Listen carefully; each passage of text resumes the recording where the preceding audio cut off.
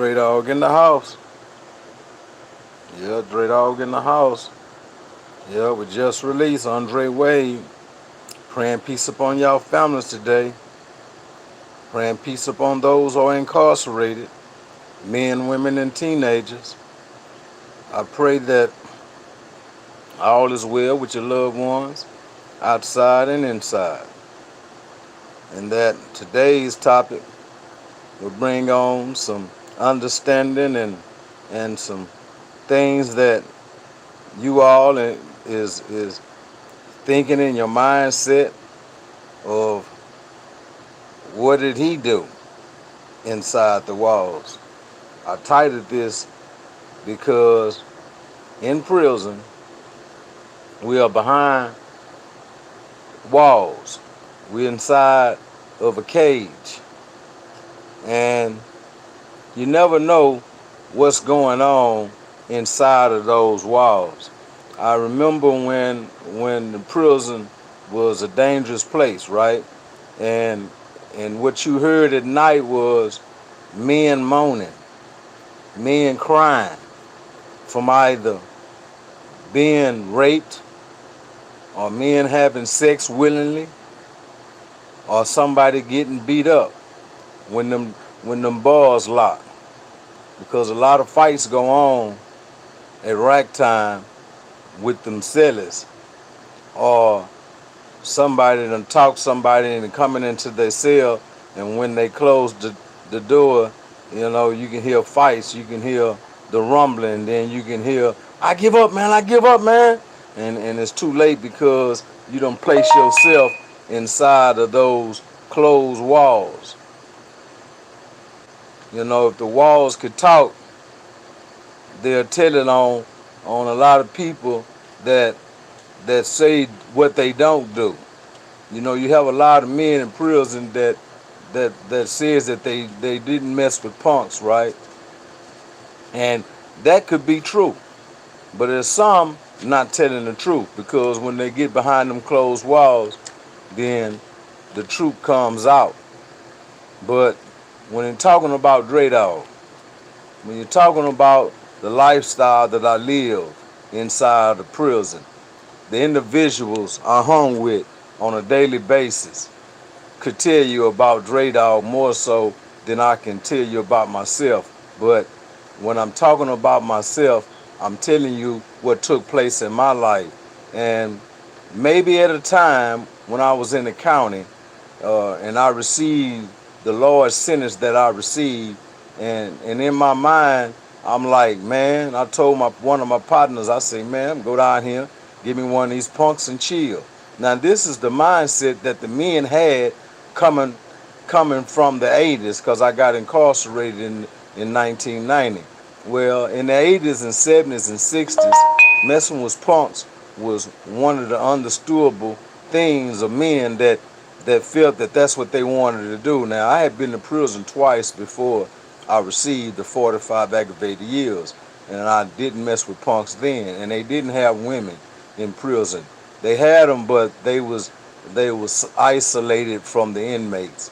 And as time went on, they started placing them on tanks, and they started placing them in facilities or places that you came in contact with them.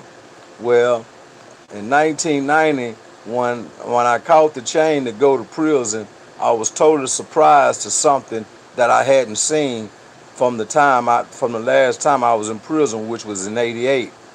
And I was totally surprised to see the women working parts, women everywhere. There was so many women. Women was coming into the system, man. I mean, over the handfuls. And these women that was coming in, when they signed up, they didn't have the desire to come in and thinking that they'll receive a boyfriend in prison. But when they came, it was so many men in prison and so many that they had a desire of. And these women that had these desires chose inmates over men officers.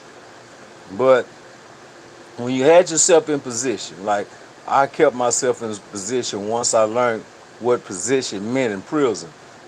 And the job that I had required me to be around females. And females talk in prison, right? And they talk about men that's messing with punks. They talk about so much that goes on with the inmate. Something that becomes a topic of their conversation even when they go home.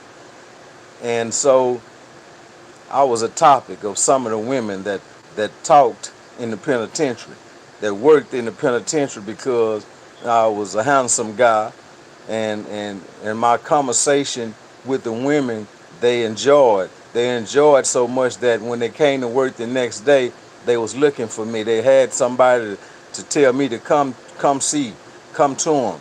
And this happened, and when I noticed that this took on place in my life while I was in prison with the women guards, my desire wasn't with another man. My desire wasn't where I wanted to build a relationship with another man throughout the years. My mindset was set on the women, where they had set on me. So my time of doing time, everywhere I went, every facility, I either had a female officer, I either had a medical employee. I had a woman while I was in prison.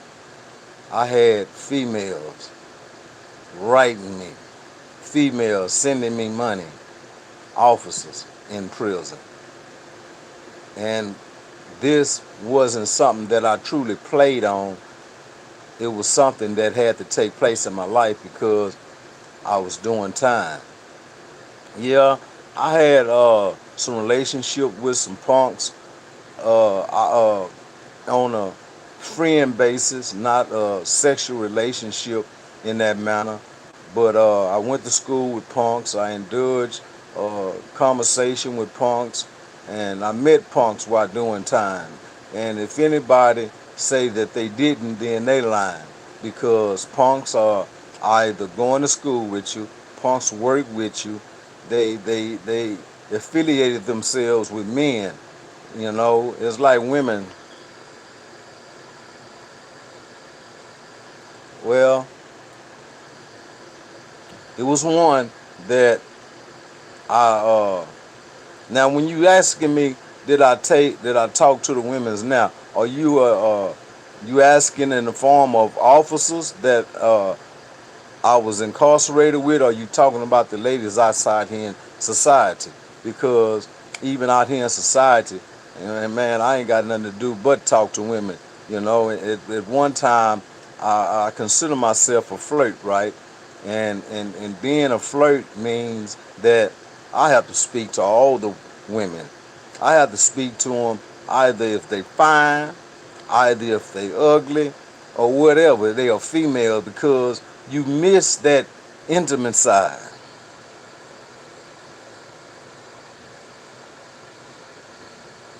Yes, yes, I did. I met a woman on my way out the door, and she worked on the LeBlanc unit, and she was she was younger than me, and she was kind of, like, wow, right?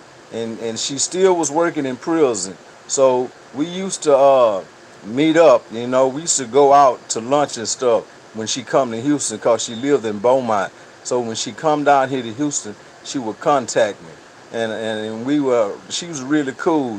She was a really cool woman, young woman, and I enjoyed kicking it with her. Cause some of the women in prison, that work in prison, right? They wanna kick it with you on the outside. That's be one of the main things that they always talk about, or they always say. boy, I wish I'd have met you outside. And I had this one female, and she was from the north side of Houston. And man, and she was so fun to be around. She was so fun to be around, and and a lot of officers didn't like the fact that she treated me so special, and they seen that, and they didn't like that. And I also had a white girl. I had a white girl who her and her mother worked there, and it was good, a good relationship with her. But when the administration found out that we was involved, uh, the walls closed in on me. They end up busting me uh, from what I was doing wrong. But this white girl wasn't.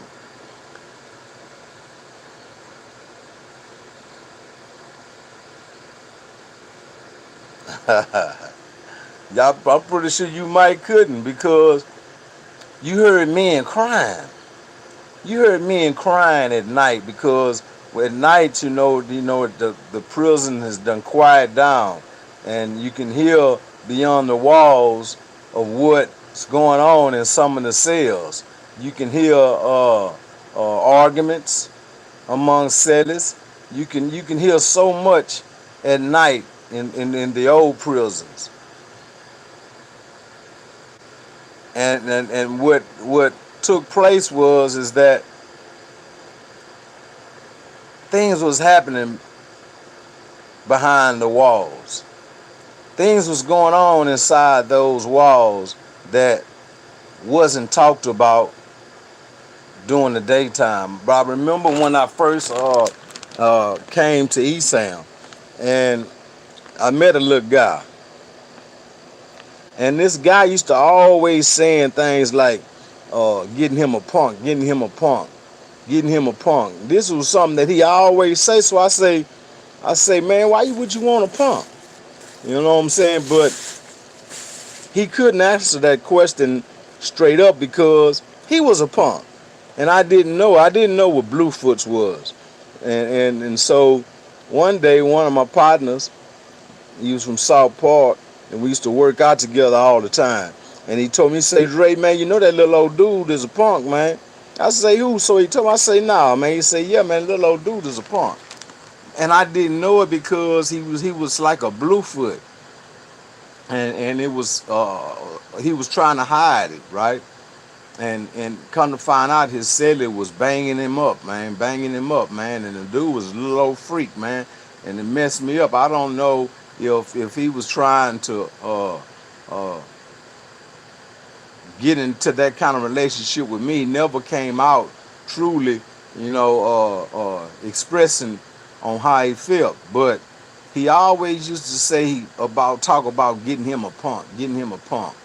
So he ended up getting in trouble. Where what took place was, I had told his uncle. He had an uncle on the unit. I told his uncle about him, right? So he had ended up getting in trouble and going to the airport. The airport was medium custom, kind of rough down there. That's when the prison was still rough. So when he went down there, and one of my partners that messed with punks told me that he had my partner. I say, man, go on, man. I didn't believe it, right?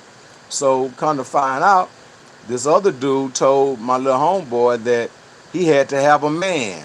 He couldn't be no punk on the tank without a man. So my partner told him, well, he don't need no man. So him and the dude got in the fight, and the dude blackened my little partner eye. So, and I had told his uncle why he's got his eye black. So you already do. What that mean? You already do. I seen the little guy one day, and he said, "Say, Dre, man, why you tell my uncle, man, about?" I said, "Because that's what you do." I said, "Man, you's a punk." I said, "You's a punk, homie. Don't mess with me no more." So after that took place, I used to always see him in the chow house or coming down the hallway or something. He couldn't look at me. He couldn't look at me because, for a few months, me and him was running together. And one thing about the females in prison, right? They they find out if you mess with a punk, them punks tell them females everything, and they gonna find out about you. They gonna find out that's what you do. So you really can't hide it to a degree because it'll come out. What you do in the dark come out to the light sooner or later. So even though I had all that time,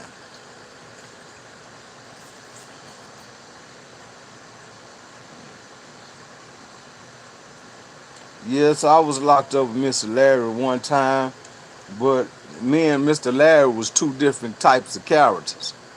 And he had already been incarcerated for a long time. And so my mindset wasn't according to his.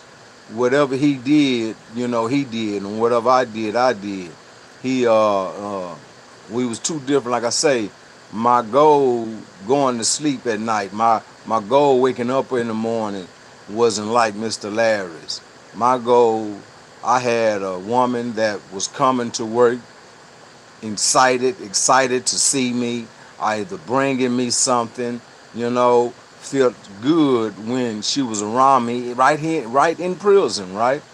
And I had officers that just enjoyed my company because I would make them laugh, and I would go spread. They would buy stuff, right, in commissary for me to cook, and I would cook. And so when they get hungry, I had things in my cell that I could go get or put together. I used to keep a lot of pastries, a lot of sodas, because a lot of officers that I knew, they loved it, sweets and stuff like that. So that living like that was so exciting. When I was on Ellis One unit, I had so much contraband. Officers used to give me so much contraband, but a lot of it was for them. So when they wanted something, I would go get it for them. They had it there. They didn't have to bring lunch because I would cook lunch. I used to be a back gate SSI on Eastham, and I had an officer, a male officer, a white guy, that used to buy me anything that I wanted. He wouldn't bring me no tobacco, he wouldn't bring me no weed, but anything outside of that kind of stuff, he would bring me every day. He'd say, hey, you know what, well, Mr. Wade, I would like to eat me some hamburgers and some french fries, and I will hook it up. He'll say, what we need down there? And whatever I asked for that we need, I had everything. Miracle Whip.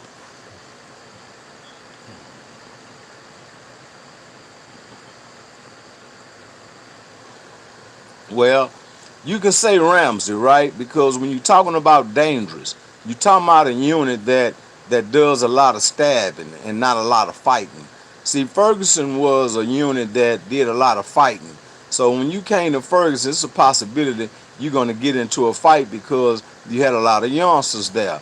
And a lot of them youngsters had grew up on Ferguson and they had been there a while. So Ferguson was more of a fighting facility, and Ramsey was a stabbing facility. He had a lot of Mexican gangs at that time, and I'm talking about them Mexican mafia, and they was serious. They was a serious nation of people that didn't take nothing from nobody, but they respected everybody, and if it came to that, they was ready. So, and you look at units like ESAM and Ramsey One, and all these old units where you had a lot of old offenders. Yeah, they was dangerous units. They was considered dangerous units.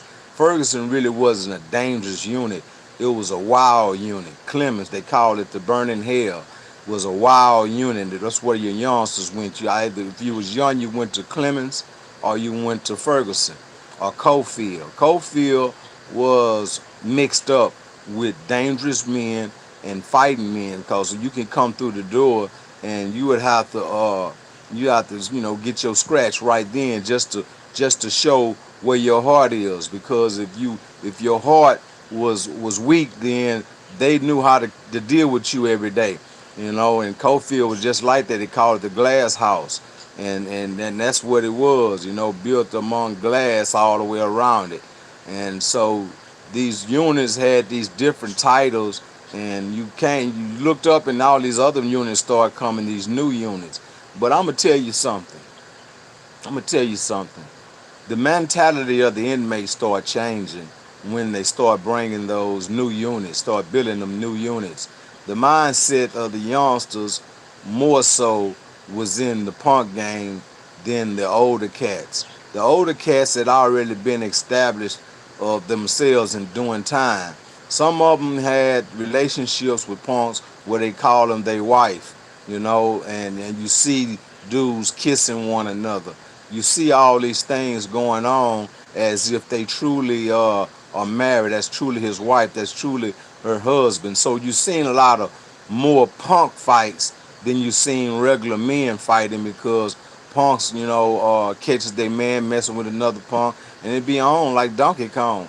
So it's a lot that went on that the walls, if the walls could talk, they'll tell it on a bunch of them. I had a partner kept saying what he didn't do. I don't mess with no punks. I don't mess with no punks. And so I was SSI, and I seen a punk go in his cell. So I waited for a time before I went down there, right?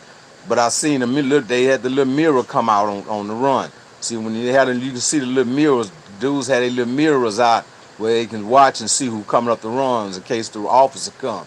So I didn't go on that run. I went on the run up top of it. So when I went on the run up top of it and I looked down up on his cell, he was up in them guts. He was up in them guts. I said, yeah.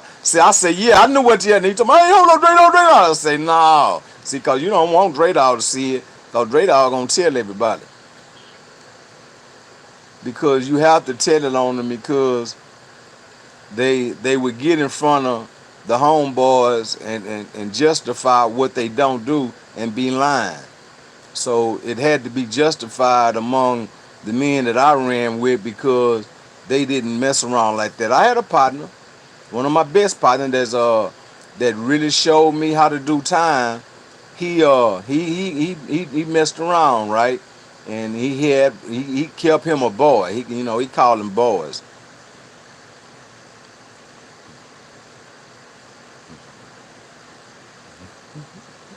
Yeah, that's true, because when you do stuff like that, when you sneak around and you mess around, right? So I remember a time when they didn't have an AIDS case in the state of Texas. I truly remember this, right? And do you know that the AIDS population started growing when men was getting out of prison and getting involved with women after being in prison with indulging in homosexual activities, and they was sick, and they took it out to the women out here in society. So AIDS population started growing. Not so much of the homosexual things that was going on the outside, but because of the men that was in the inside was coming out and giving it to the sisters out here in society. And I seen that. I seen a partner of mine also who was indulging in the game. I seen him kill himself. I seen him kill himself. He just did it it didn't matter with what punk or whatever. And I used to tell him, I say, hey man, man, you can't go around, messing with every punk like that, man. I say, you might catch AIDS. But I believe at that time he had already had it. And he said, Dre, man, you're gonna die some way. And it really took a hold on me, because I watched him die. I watched this man first get sick. And they used to have to send him to the hospital. One time they had to life flight him. So this last time when they life flighted him and he came back, so a partner of mine told me, they say, man, your boy down there. I said, yeah. So I went down there to go see him. So I'm looking through the window. I'm trying to find him. And I said, where he at? He said, hey, he is sitting back there. Man, I couldn't believe my partner looked at like that, man, that hurted me. Man, I was like, man, he looked at like death, and he died a couple weeks after that. I had another partner, was messing with this white boy punk. And I couldn't believe, and this dude was, he was built right, and he was nice looking man.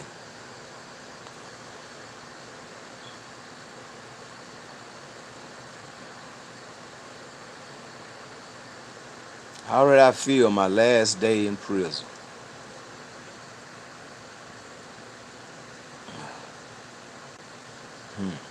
You know, after being locked up for over 20 years,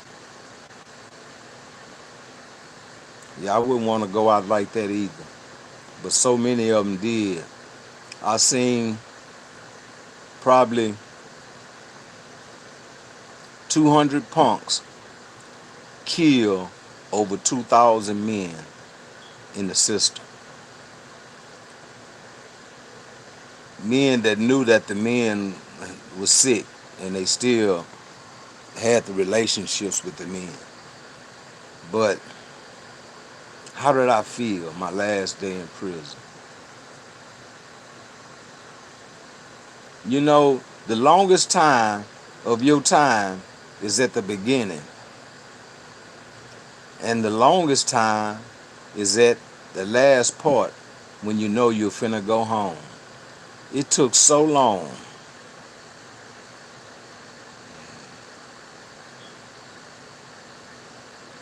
Well, I'm not gonna say that because it's a lot of men that don't mess with punks in prison. There's a lot.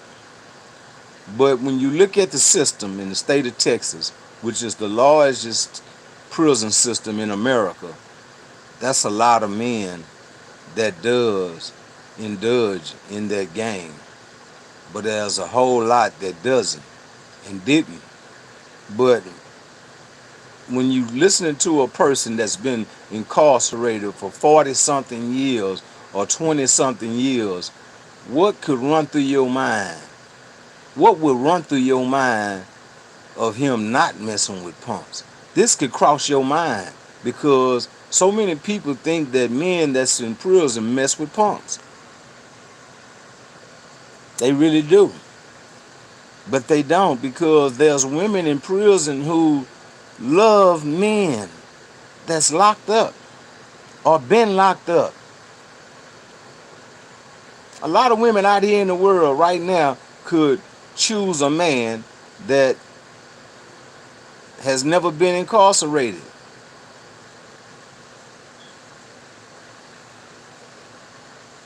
Yep. But why does that take place? Because there's something about a man who has been incarcerated, who has rehabilitated himself, who has been through so much that he doesn't want to go through it again. Just like the women that's been incarcerated for a very long time. They get out and they want to have a life where it's not about prison. The person that they're indulging with could be an ex-con, but they deal with these ex-cons because they feel that the ex-con has been through something and don't want to go through it anymore and want to have a better life. And that's me, right? That's me. I want to have a better life. I want to have a life, regardless if it's with an ex-con woman or a woman that never been to prison or jail. I want a woman that truly can understand how I feel, because see, if you're not feeling something for your person that you're dealing with in your relationship, if you truly not feeling something, then that relationship is not going to work because you're not feeling nothing. Yeah, the sex might be good, but that was the relationship what all would be based on, and them kind of relationships don't last. Them kind of relationships don't last. It's the inner self that each should want to know about the other. So when I'm dealing with a female, I don't try to hide the things in which I done been through. Because, see, if a woman find out of something that you've been trying to hide, then that's a weakness in the relationship, and also in the man or the woman that's been incarcerated, because you shouldn't want to hide what you done been through, because what should be shown on the outside is the growth of the incarceration of what you done been through in the man or the woman. And with that growth, you can share with someone that has never been through it. Because, see, there's a side, that's an inner self of an ex-con that needs to be heard. So that's why I do Just Release. I get an opportunity to share things in which I'm sharing right now. Now, in order to believe me,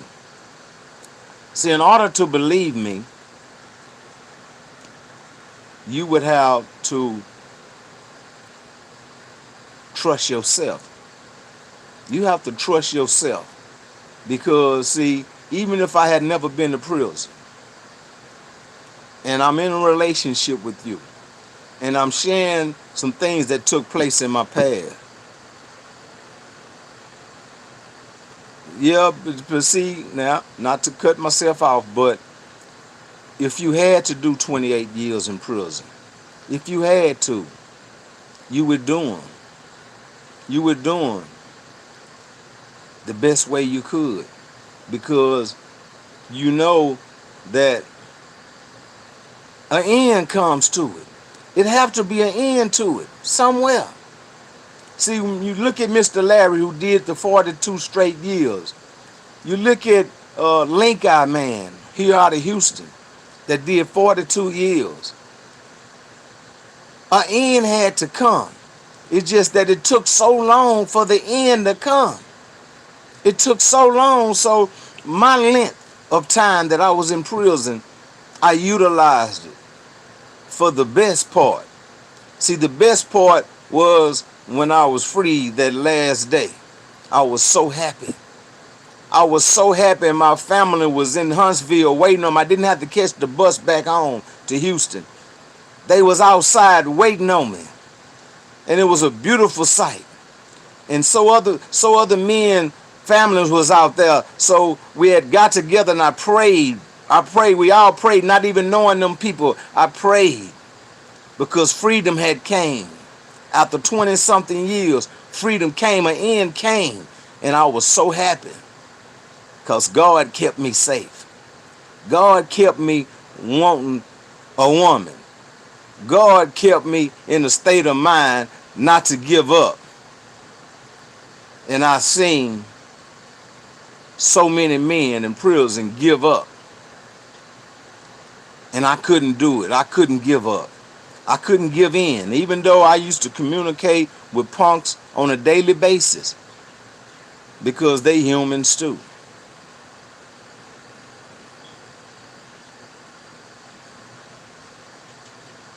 Yeah, I believe it's a lot of them had gotten out like that, acted as if they didn't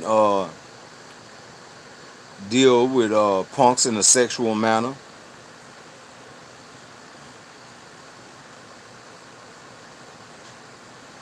Yes, it could. It could, because you have a lot of guys that's MHR, right? That did time, and some of them gained that MHR while they was doing time. So now that they out, they being out, you have to now adapt to society. You have to change the ways of the institutional behavior to a society behavior, and that took part in my life when I had gotten out. My sister used to point it out to me all the time, because she said I used to be too aggressive with my "I love you, Andre. I love you too. I love you too. I love you too," and I mean that, because hearing those type of things coming from people means something to an ex-con. It really does. Those are the things that you want to hear from somebody that's not judging you so much of you just been in prison. because a lot of people, they judge us in a manner that, and they don't even know us. They don't even give an opportunity to know us because we got that X on our back. But all men that's been to prison didn't mess with pumps. But if the walls could talk, they'll tell it on a whole lot of them. They'll tell it on a whole lot of them because, see, when you're dealing with somebody every day, you can see it in their nature. You can see it in their behavior of what they did last night because they trying to hide it. They trying to hide it, and when you try to hide something, it don't look right. It don't look right because what you do in the dark comes to the light. See, anything that comes to the light of Dre Dog, it ain't going to be nothing to embarrass me. It's not going to be nothing that another person would look down upon me upon, other than I was a physical dude. I was aggressive in my nature. I was a thinker in my mindset. And my only desire was then was a woman. And my only desire now is a woman. And that's me. That's me as a man. That's me because I remember when I was reading the Bible. That's right. When I was reading the Bible, God had created man. So the animal was here first. The animals was here first. So when Adam was created, he was alone. But the animals had joyful spouses with them. They had a mate with them. And they was happy, and animals was looking at it. But see, God know the heart more so better than we know our own hearts. So he knew Adam was lonely in that aspect because he didn't have a mate. He didn't have a mate, but he enjoyed naming the animals. He enjoyed playing with the animals that was here before him. But God created a mate for Adams. For Adam, he created a mate, which was a woman, not another man. It wasn't another man he created another woman. So in this Adam, Andre, that was my desire. And that's my desire even right now today. I'm searching for that better half. I'm searching for that better half that I understand that my incarceration wasn't a downfall for me. It wasn't a downfall, people. It was a growth and development that took place within me inside the walls that a woman can't help but love me. A woman can't help but love me because I learned that my inner self belongs to her. See, I'm supposed to share how I feel with her. See, I'm supposed to let her know how much I love her, how much she means to me, how happy I am being with her. That's what I learned while doing time. I didn't learn to do time with another man. No. I learned to do time with another woman. Yeah. So when my incarceration was taking place, I was dealing with a woman. She might have been in gray, or she might have been in free world clothes. No, I don't have a girlfriend now. I have a lady friend that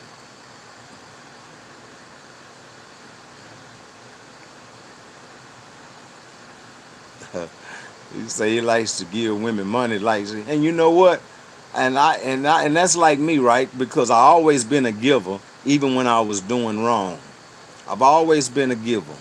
I don't consider myself as a selfish man, and I don't think I ever have been a selfish man. But it pleases me to give to a woman, and she know that I'm giving it to her from my heart, not just so much of me giving it to her just because, but I'm giving it to her because she deserved it. It belongs to her. Everything that a man has belongs to his woman, his better half.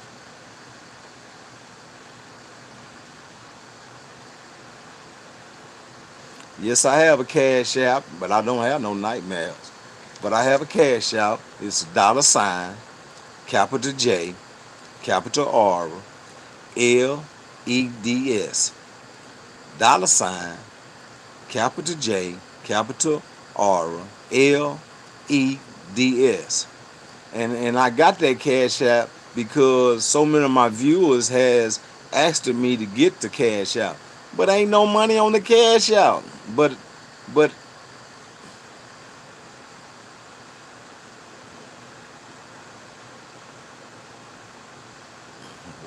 yeah, he said pleases everything he has belongs to a woman. It pleases him to see her smile. Man, that's something, man. That's something. Hey, that's something to be able to come off on your dome, feeling it in your mind, and feeling it in your heart. So that don't make you no sucker. Yeah, that don't make you no sucker. My cash app is $, capital J, capital R, LEDS. Capital $, capital R, take that back. $, capital J, capital R, LEDS. Representing Just Release. Representing Just Release. That's it right there. Yes, that's it. That's it. On time. On time. That's it. But if y'all feel that you want to share something with Just Release, then hey, feel free, because it's about Just Release. It ain't about Andre Wade. Because see, last night I wanted to do the video, right? And I always thinking of something that I can bring to the people that you may feel. See, right now you feeling me. You feeling me. And if my lady friend watching it, she feeling it too. Because I ain't got nothing but something good to share. I ain't got nothing but something good to share. Because I learned in prison that it was women that I was indulged in that loved me because of who I was, not because of what I could give them. Because I couldn't give them nothing. I was in prison. I was in prison. But these women enjoyed talking to me so much that I had one to lose a job behind me. And that's not in a good manner. That's in a bad manner. But guess what took place? She lost her job. Huh? That's not right. Yes, it is right. That's what I have on there. J, capital J, and capital R with a regular L, not a capital L, LDS. And that's what's on there. That's what's on the Cash App. That's what's on there.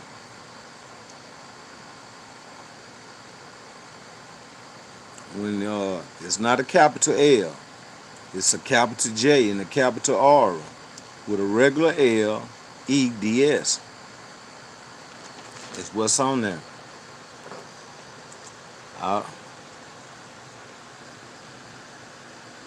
don't understand why it's not. I don't understand. I'm out to find out what's the reason why it's not doing it.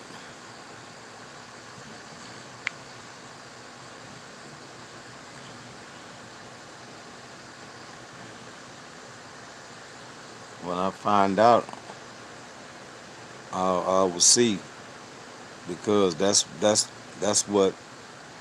what's on there.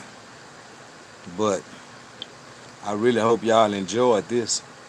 I really hope y'all enjoyed this, because I enjoyed giving it, because I was asked the question, did I mess with punks out of the 20-something years while I was there? And when you talk about messing with them, you can't help but mess with a punk in some form. But I'm not talking about in a sexual form, but talking to them, working with them. I thank you that you enjoyed it. I really do, because I want people to enjoy what I bring.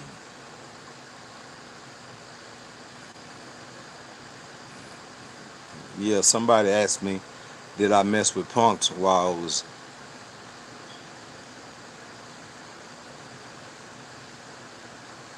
a lot. A lot of women that work in prison mess with inmates.